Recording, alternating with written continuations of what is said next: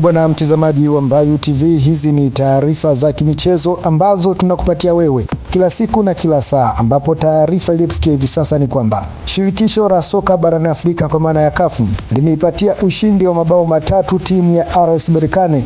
baada ya kutofanyika kwa mchezo dhidi ya USM Alger, mchezo ambao ulitakiwa ufanyike siku ya tarehe 21 mwezi wa 4 mwaka 2024 kwa sababu za kidiplomasia, ambapo inadaiwa kwamba timu ya RS Berkane walikuwa wanahitaji kutumia jezi ambazo jezi hizo zilikuwa na ramani inayoitambua sehemu ya Sahara Magharibi kwamba ni sehemu ya taifa la Morocco. Sasa swala hilo linaenda kinyume na sera za nchi ya Algeria, ambapo nchi hiyo inalitambua eneo kama la Sahara Magharibi kwamba ni sehemu au eneo lililo huru ama taifa lililo huru. Sasa kutokana na swala hilo lilipelekea serikali ya nchini Algeria pamoja na shirikisho la soka nchini Algeria kuweza kuzizuia jezi za timu hiyo ya RS Berkane zisiweze tumika katika mchezo huo, na badala yake wakaibadilishia timu hiyo jezi zingine ambazo wao walidai kwamba zipo sawa kutumika katika eneo lao la taifa lao. Sasa jezi hizo timu ya RS Berkane walikataa na wakapelekea kurudi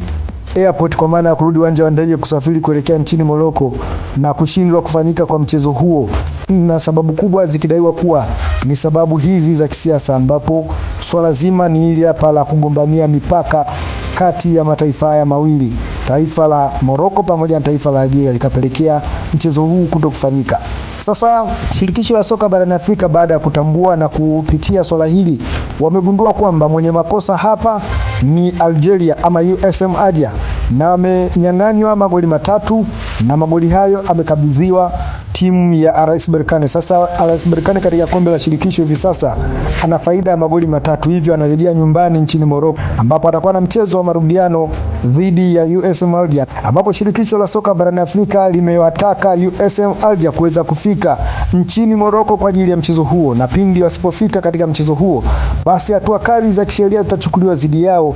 ikiwepo pamoja na kufungiwa kujihusisha kwa soka kwa timu hii ya USM Alger ambao ndio mabingwa watetezi wa kombe hili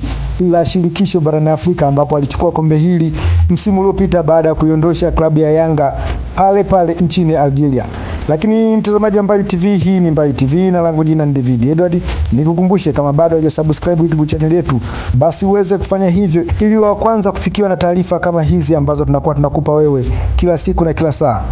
Lakini pia pale Instagram tunapatikana ukiandika Mbayu TV, napo huko huwa tunaweka taarifa mbalimbali mtazamaji wetu.